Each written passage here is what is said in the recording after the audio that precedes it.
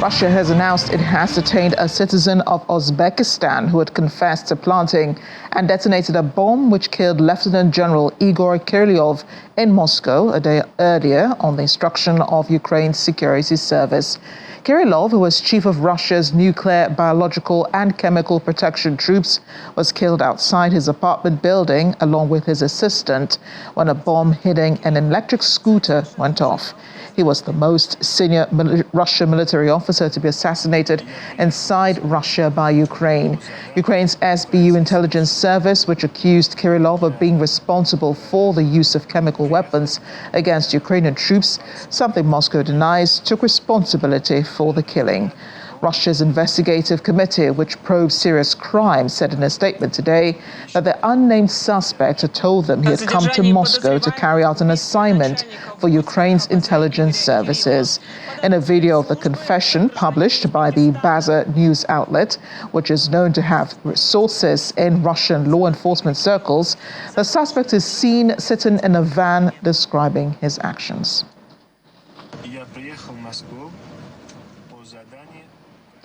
Meanwhile, Russia's deputy chairman of the Security Council, Dmitry Medvedev, has promised Ukraine's leadership will face imminent revenge for the killing of the top general.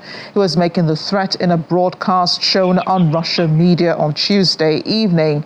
In his words, today, as a result of a terrorist attack, our colleague and our comrade Igor Kirillov died.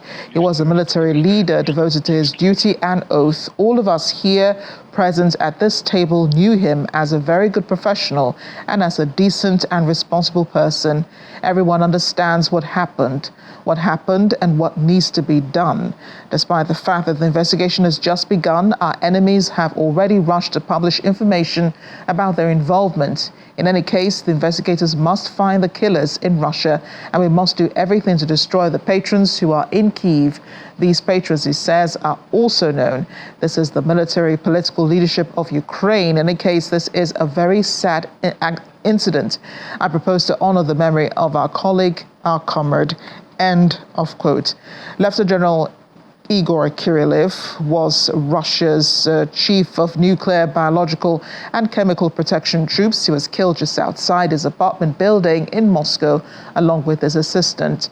Russia's investigative committee, which probes serious crimes, said that they have confirmed this, and a source in the security service of Ukraine also confirmed to the killing of Igor Kirillov.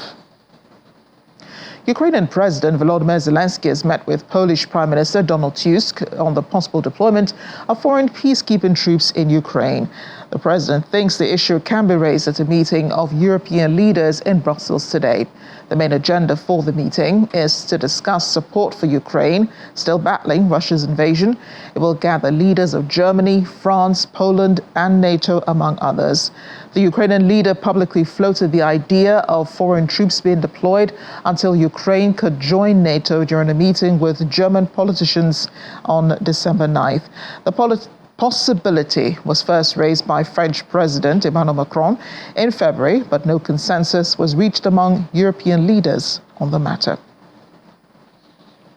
I want to bring in now publisher of Business Ukraine magazine Lviv Today, Peter Dixon. Dixon is also editor at the Odessa Review. He joins us from Kyiv. Peter, thanks for joining us on the program today. Hello, thanks for having me. Why do you think the Ukrainian president will be considering the deployment of an international peacekeeping troop on the ground in Ukraine at this time? Well, Ukraine is looking to end the war. Ukrainians are exhausted. They need to have an end to the war, but they cannot allow the war to end without security. There is an understanding in Ukraine that President Putin's goal, and in fact the Russian government in general's goal, is the destruction of Ukraine. They've been very clear that they will not tolerate the existence of an independent Ukrainian state on their borders.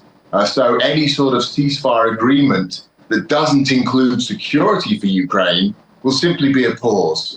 It would be a brief respite before we would see the next stage of Russia's invasion and likely the final destruction of the Ukrainian state. So Ukrainians are insistent that they have long-term security guarantees. Now, the only realistic security guarantee, as many people in Ukraine see it, is NATO membership.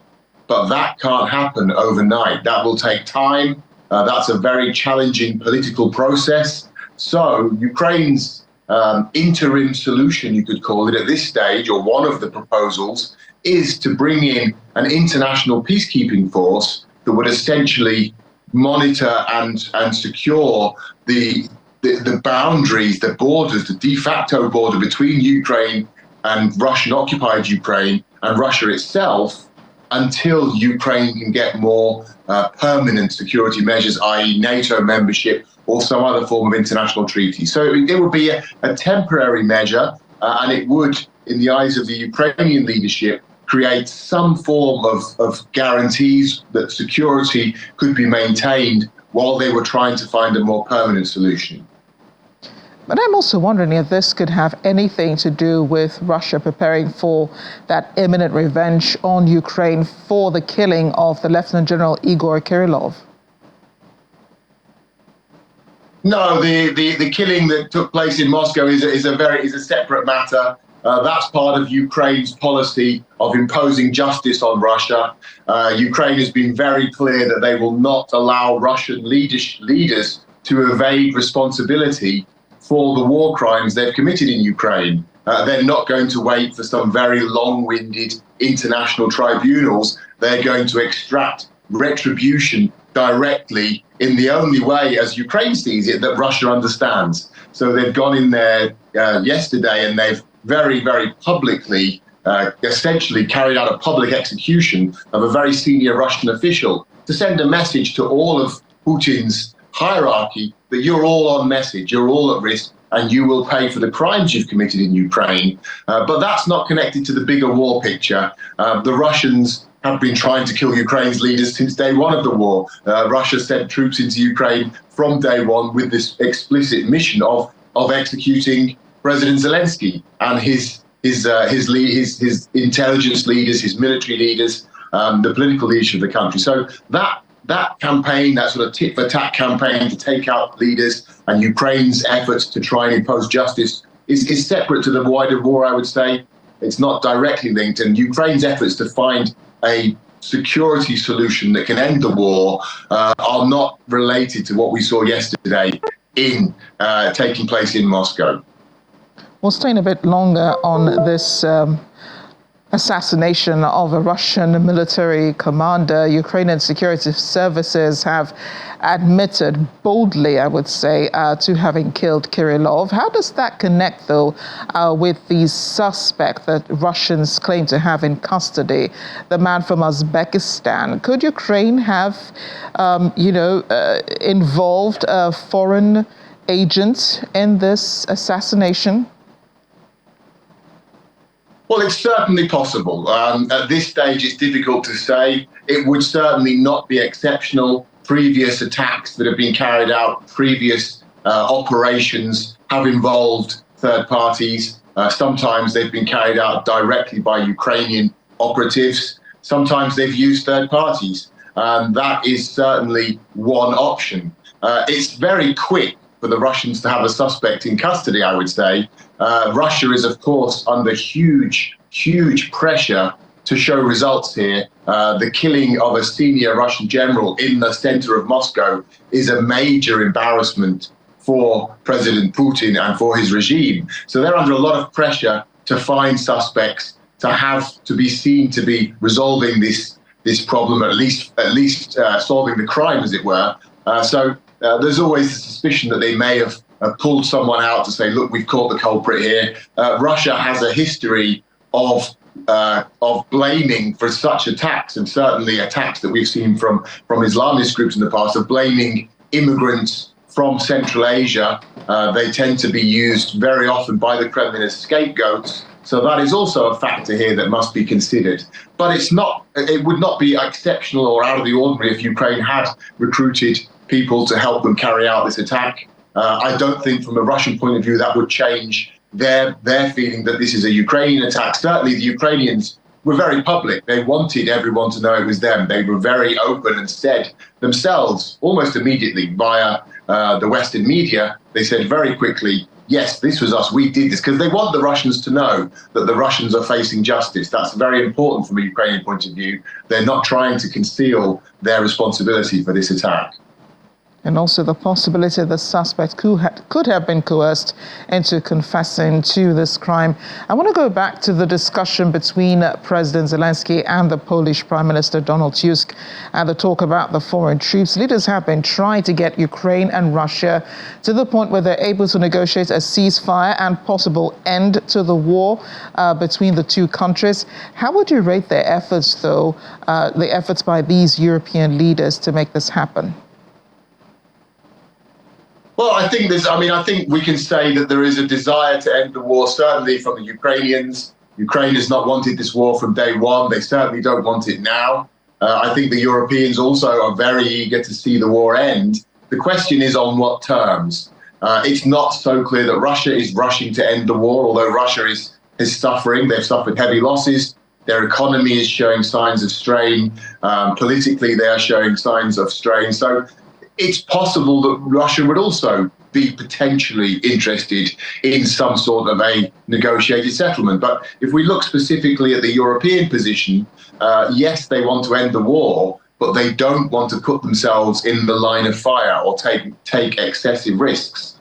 Now, this is something we've seen since the very beginning of the invasion. The Europeans have condemned Russia, they've supported Ukraine, but they've been very hesitant. And their main fear is always the fear of escalation, i.e. they are very, very cautious about being dragged into this war themselves, that they may find themselves somehow participants and they may be attacked by the Russians. So that's been their problem since day one, and it really remains the problem now.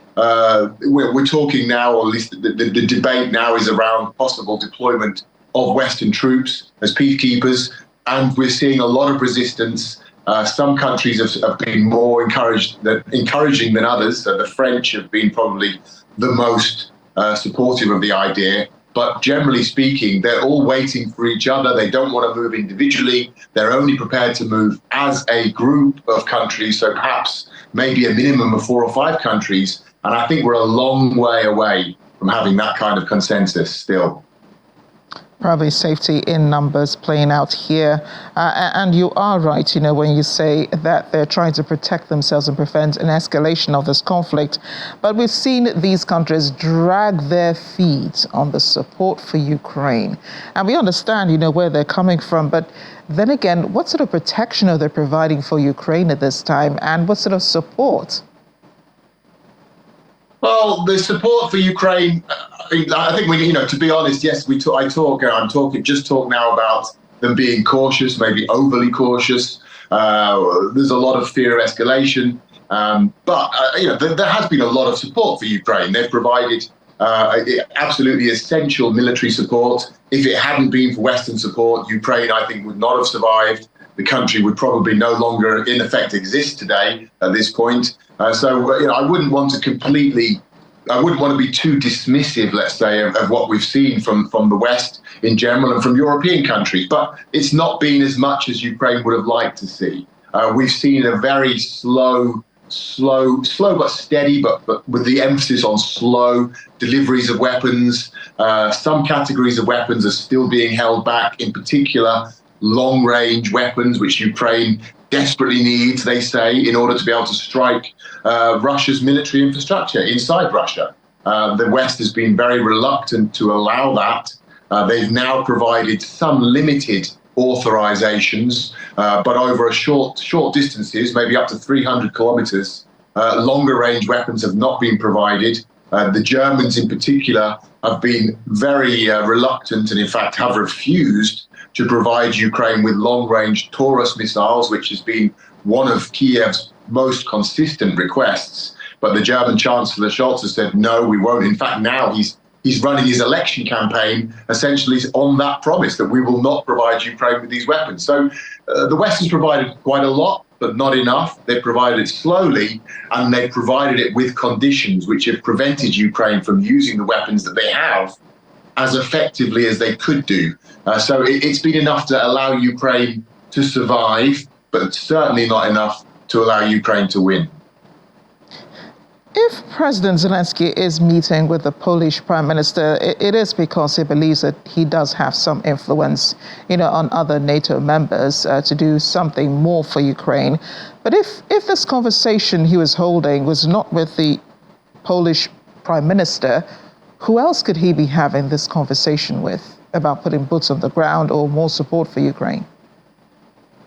Well, if we look at the coalition of countries who are supportive of Ukraine, of course, there are big question marks about the president-elect Donald Trump, about what he will do. That's a very, very unclear picture. So I don't think that many people look to Trump now as a leader. There is hope that Trump will continue to support Ukraine, but very few people see him as being a potential leader of that coalition. I think that probably the most likely candidate, if we talk about a leadership role, would be the French President Emmanuel Macron at this stage. We are likely to see a new leader in Germany from, I believe, by late February next year or perhaps March. The leading candidates in Germany for the role of Chancellor are more pro-Ukrainian than the current Chancellor, Scholz. So that could be an interesting change from a Ukrainian perspective when we see who takes over in Germany in the spring. We could have a situation where the Germans and the French are working together much more closely in support for Ukraine. But that's not clear, of course. Electoral politics in Germany, no one wants to take anything for granted there. So I think those probably would be, Macron is probably now the current favourite in terms of the strong leadership. And then Keir Starmer in Britain, the British have been very consistent supporters. But of course, they have less influence in Europe, having left the European Union. So they have a slightly less ability to bring their allies together in Europe. Macron, on the other hand, is able to take on more of a leadership role in the European context. Right, he is actually more eager. But about the president-elect Donald Trump, who's coming in on January 20, during his first term as president, he and the Russian president did seem to have a sort of bromance going on. Do you think that right now President Vladimir Putin respects Trump's intervention in this? Well, I think that the Russians are quite hesitant. Actually, they think that I think they believe Trump is, Trump left to his own devices. Let's say Donald Trump would be very inclined to give Russia almost everything that it wants. He would be certainly inclined to give Russia at least most of what it's looking to gain at this stage in Ukraine. But Trump, however he may feel personally, is not a king. He's not a dictator. He still has to work within the confines of American democratic institutions. And American public opinion is strongly in favor of supporting Ukraine and is very against Russian expansionism, Russian imperialism. So he has to consider this American public opinion and also American political opinion within his own party. Within the Republican Party, there are many senior figures who are strong voices in favor of support for Ukraine. So Trump doesn't want to appear to be weak. He doesn't want to appear to be caving into Putin. So his hands, to a degree, are tied, although he's obviously the number one player in America, and he has a very strong mandate after his election victory. Nevertheless, you have to take other things into consideration. And I think the Russians are very aware of that. So they're being quite cautious now. They're, of course, very happy that he won the election. They're very pleased to see him, and they enjoy what he says. They enjoy his rhetoric very much. They put it on the Kremlin television channels. He's on all the time. They love to quote him, and they love the quotes from the people around him, people like Elon Musk, who are very outspoken in support of Russia and critical of Ukraine. Even Donald Trump's own son, in fact. So there's a lot for Russia to enjoy there, but the substance is not clear. And I think they're quite cautious because there is a sense there that they may well become too overly optimistic. When Trump was president the first time, they were also very optimistic, and he didn't really deliver for them, although, yes, you're quite right, there was a bromance. Trump did show a lot of affection, a lot of respect to Putin, but the Russians didn't actually get much out of that in terms of policy. So I think that we could be, they're cautious now. They don't want to be too presumptuous until they see exactly what Trump can deliver. A lot resting on the president-elect's shoulders as he takes an office on January 20. Peter, thank you so much for speaking with us on The World Today. Thank you.